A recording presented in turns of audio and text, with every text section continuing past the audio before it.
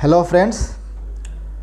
तो आज हम आपको बताने जा रहे हैं कि अभी हाल ही में जो हमारे जीएसटी काउंसिल ने एक बहुत ही मेजर डिसीजन लिया है कि जो भी रेजिडेंशियल प्रॉपर्टी है उस रेजिडेंशियल प्रॉपर्टी पे भी जीएसटी लगेगा। तो किस तरह से इस रेजिडेंशियल प्रॉपर्टी पे हमें जीएसटी लगेगा, किसको ये जीएसटी पे करना है, लैंडलॉर्ड को पे करना है या टेनेंट को पे करना है, तो ये सारी कंडीशंस के बारे में हम आपको स्टेप बाय स्टेप बताने जा रहे हैं, ताकि कभी भी कोई भी प्रॉपर्टी या तो आप रेंट पे दे रहे हैं या रेंट पे आप ले रहे हैं तो आपका कंसर्न ज़रूर इस वीडियो से है, जो कि ये वीडियो में आपके जितनी भी क्वेरीज़ हैं उन सारी क्वेरीज़ का आपको इसका सॉल्यूशन मिल जाएगा। तो आप हमारे इस वीडियो को एंड तक आप देखें, और जो भी हमारे इस चैनल से पहली बार जुड़ रहे हैं तो आप ज़रूर इस चैनल को सब्सक्राइब कर लें, लाइक कर लें और फ्रेंड्स अपने रिलेटिव्स के में उसको शेयर भी करें, ताकि उनको भी इस वीडियो से अपने आप को बेनिफिट ले सकें। तो अब आइए हम आपको बताते हैं कि जो भी प्रॉपर्टी आप रेंट पे देते हो तो वो प्रॉपर्टी बेसिकली दो तरह की प्रॉपर्टी है। एक प्रॉपर्टी जिसको हम कमर्शियल प्रॉपर्टी कहते हैं, दूसरी प्रॉपर्टी आपको एक रेजिडेंशियल प्रॉपर्टी होती है। तो दो तरह की प्रॉपर्टी नॉर्मली आप रेंट पे देते हैं। तो हम आइए सबसे पहले डिस्कस करते हैं कि जो कमर्शियल प्रॉपर्टी को जब आप लेट आउट करते हैं तो उससे जुड़े हुए जीएसटी के रूल्स क्या कहते हैं, कि कमर्शियल प्रॉपर्टी में कब हमें जीएसटी पे करना पड़ेगा, उसमें जीएसटी पे करने की रिस्पॉन्सिबिलिटी किसकी है, लैंडलॉर्ड की है या टेनेंट की है। तो ये सारी इश्यूज़ के बारे में हम आपको स्टेप बाय स्टेप बता रहे हैं, तो आप इसको एंड तक देखें। और उसके बाद रेजिडेंशियल प्रॉपर्टी पे किस तरह से जीएसटी एप्लीकेबल होगा ये भी हम आपको इसी वीडियो में बताने जा रहे हैं। तो जहाँ तक कमर्शियल प्रॉपर्टी की बात है, तो जब आप प्रॉपर्टी को लेट आउट करते हैं तो उस प्रॉपर्टी में दो एंटिटी बहुत ही महत्वपूर्ण भूमिका अदा करते हैं। एक लैंडलॉर्ड होता है जिसकी प्रॉपर्टी है, जो अपनी प्रॉपर्टी को लेट आउट करता है, रेंट पे देता है। दूसरे को हम टेनेंट बोलते हैं, जो उस प्रॉपर्टी को रेंट पे लेता है। तो अभी हम कुल मिला के बात कर रहे हैं कमर्शियल प्रॉपर्टी के बारे में, कि अगर कमर्शियल प्रॉपर्टी को किराए पे आप दे रहे हैं तो जीएसटी की लायबिलिटी किसकी होगी। तो हम अब सबसे पहले लैंडलॉर्ड के पर्सपेक्टिव से इस कमर्शियल प्रॉपर्टी के जीएसटी के टैक्सेबिलिटी को एनालाइज करते हैं कि किस तरह से, अगर मान लीजिए कि आपका लैंडलॉर्ड है और लैंडलॉर्ड जीएसटी के अंदर रजिस्टर्ड है, तो अगर उस लैंडलॉर्ड ने अपनी कोई प्रॉपर्टी किसी को भी किराए पे दे रखा है तो उनको ज़रूर उस प्रॉपर्टी के ऊपर जीएसटी चार्ज करना पड़ेगा। 18% जो कि प्रेजेंट रेट है उसके हिसाब से चार्ज करना पड़ेगा। तो यहाँ पे आप देख रहे हैं कि जो रेंट लेने वाला लैंडलॉर्ड है और वो अगर जीएसटी के अंदर रजिस्टर्ड है तो उनको 18% जीएसटी चार्ज करना पड़ेगा। इससे कोई फ़र्क नहीं पड़ता है कि वो जो रेंट पे दिया हुआ है, जो टेनेंट है, वो रजिस्टर्ड हो जीएसटी के अंदर या जीएसटी के अंदर रजिस्टर्ड ना हो। तो जीएसटी की अगर हम लायबिलिटी को देखेंगे तो हमें लैंडलॉर्ड का देखना पड़ेगा कि अगर लैंडलॉर्ड जीएसटी के अंदर रजिस्टर्ड है तो उस लैंडलॉर्ड को उस रेंट पे जीएसटी चार्ज करना पड़ेगा। अब दूसरा सिनेरियो देखते हैं कि मान लें कि लैंडलॉर्ड जीएसटी के अंदर रजिस्टर्ड नहीं है। मेरा यहाँ रजिस्टर्ड होना और नहीं होने का मतलब ये है कि लॉ के अकॉर्डिंग जहाँ तक रेंट प्रोवाइड पे देना है उसको एक तरह से सर्विस प्रोवाइडर की कैटेगरी में माना जाएगा। और सर्विस प्रोवाइडर के लिए जो जीएसटी रजिस्ट्रेशंस की जो क्राइटेरिया है वो मिनिमम 20 लाख है।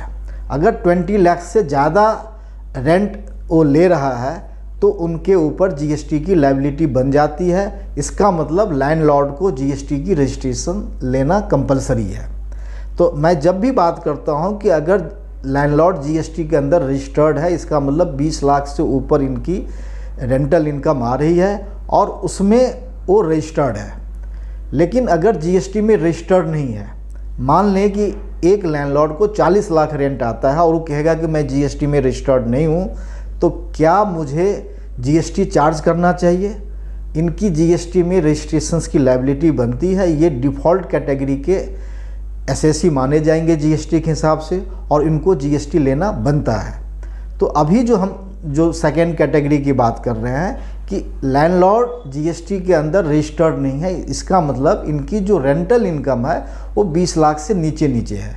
तो आपको ऐसे कंडीशन में लैंडलॉर्ड कोई भी जीएसटी आपसे रेंट पे लेवी नहीं करेगा और वो कोई भी जीएसटी की कलेक्शंस वो नहीं करेगा।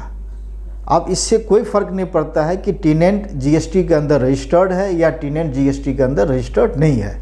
मान लें कि किसी की रेंटल इनकम सिर्फ 20,000 रुपया महीना है और लैंडलॉर्ड जीएसटी के अंदर रजिस्टर्ड नहीं है और टेनेंट जो है जीएसटी के अंदर रजिस्टर्ड है, तो क्या इस सिचुएशन में लैंडलॉर्ड को जीएसटी देना पड़ेगा? आंसर नहीं है।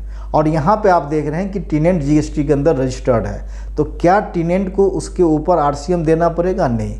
तो कहने का मतलब है कि अगर हम इसको समराइज़ कर लें कि जो कमर्शियल प्रॉपर्टी है, तो कमर्शियल प्रॉपर्टी में जीएसटी चार्ज करे या ना करे, हमें इसमें स्टेटस जो है सिर्फ और सिर्फ लैंडलॉर्ड की देखनी पड़ेगी कि अगर लैंडलॉर्ड जीएसटी के अंदर रजिस्टर्ड है तो जीएसटी चार्ज होगा, अगर लैंडलॉर्ड जीएसटी के अंदर रजिस्टर्ड नहीं है तो चार्ज नहीं होगा। टेनेंट जीएसटी में रजिस्टर्ड है या नहीं रजिस्टर्ड है, इससे कोई फ़र्क नहीं पड़ता है। तो मेरे ख्याल से जहाँ तक कमर्शियल प्रॉपर्टी के ऊपर रेंट को लेके जीएसटी किसको पे करना है, किसको जीएसटी चार्ज करना है, इस पॉइंट की हमने क्लैरिटी आपको दे दी। अब आइए जो दूसरा इम्पोर्टेंट एस्पेक्ट है रेजिडेंशियल प्रॉपर्टी। अभी आपने देखा कि फ़िलहाल पिछले महीने जीएसटी काउंसिल की एक मीटिंग हुई, जो जीएसटी काउंसिल ने 18 जुलाई को कुछ चेंजेज किए रेजिडेंशियल प्रॉपर्टी में जीएसटी को लेके। अभी तक क्या था, 18 जुलाई के पहले की पोजीशन ये थी कि अगर रेजिडेंशियल प्रॉपर्टी किसी को भी किराए पे दी जाती है तो किसी भी तरह का कोई जीएसटी नहीं था, चाहे लैंडलॉर्ड रजिस्टर्ड हो, अनरजिस्टर्ड हो, टेनेंट रजिस्टर्ड हो, अनरजिस्टर्ड हो, कोई फ़र्क नहीं पड़ता। उससे पहले की पोजीशंस बिल्कुल साफ थी कि रेजिडेंशियल प्रॉपर्टी के ऊपर किसी भी तरह की जीएसटी नहीं लगेगी। लेकिन 18 जुलाई को जीएसटी काउंसिल ने एक डिसीजन लिया और ये रूल जो है नोटिफाई भी हो गया।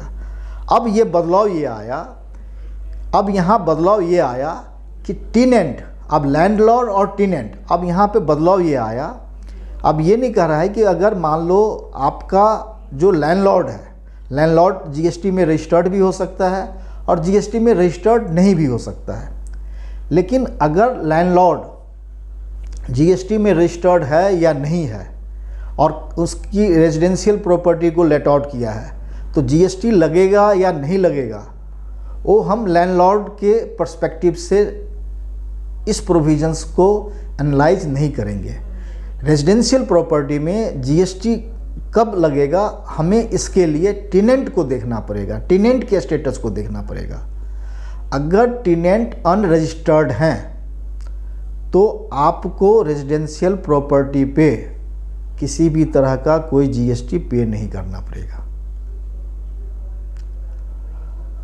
और अगर टेनेंट जीएसटी के अंदर रजिस्टर्ड एंटिटी है तो जीएसटी लगेगा। तो अब सवाल है कि जो रेंट पे करता है वो कौन पे करेगा? टेनेंट पे करेगा। किसको पे करेगा? ऑनर को। और बिल करने वाला कौन है रेंट का? ऑनर है। तो ऑनर को हमने बता दिया कि इस रेजिडेंशियल प्रॉपर्टी में जीएसटी चार्ज होगा नहीं होगा, इससे कोई मतलब नहीं है। ऑनर कोई बिल में जीएसटी लेवी नहीं करेगा। तो इसका मतलब हुआ कि अगर टेनेंट जो है एक रजिस्टर्ड एंटिटी है तो उसको अगर कोई किराए पे ले रखा है रेजिडेंशियल प्रॉपर्टी, तो उन्हें आरसीएम के अंदर 18% जीएसटी पे करना पड़ेगा। तो अब दोस्तों मुझे लगता है कि हमने आपको जो प्रॉपर्टी के ऊपर जीएसटी को कब चार्ज होगा, किस तरह से जीएसटी हम चार्ज करेंगे कमर्शियल प्रॉपर्टी, रेजिडेंशियल प्रॉपर्टी, और आपके बीच में जो बहुत तरह के जो कन्फ्यूजन्स थे कि लैंडलॉर्ड करेगा या टेनेंट करेगा, ठीक है, तो ये सारी चीज़ों को हमने बहुत अच्छे तरीके से आपको क्लैरिफाई कर दिया। और हमें आशा है कि आप इस प्रोविज़न से रिलेटेड आपके जो भी कन्फ्यूजन्स हैं वो सारे दूर हो गए होंगे। तो आप ज़रूर इस वीडियो को लाइक करें, साथ ही अपने फ्रेंड्स, रिलेटिव्स या आपके जो भी जानने वाले हों जिनको भी इस वीडियो से बेनिफिट हो सकता है, इनके बीच भी आप इन वीडियो को शेयर करें। और आप अगर हमारे चैनल को अब तक सब्सक्राइब नहीं किया है तो आप ज़रूर सब्सक्राइब करें। Thank you very much.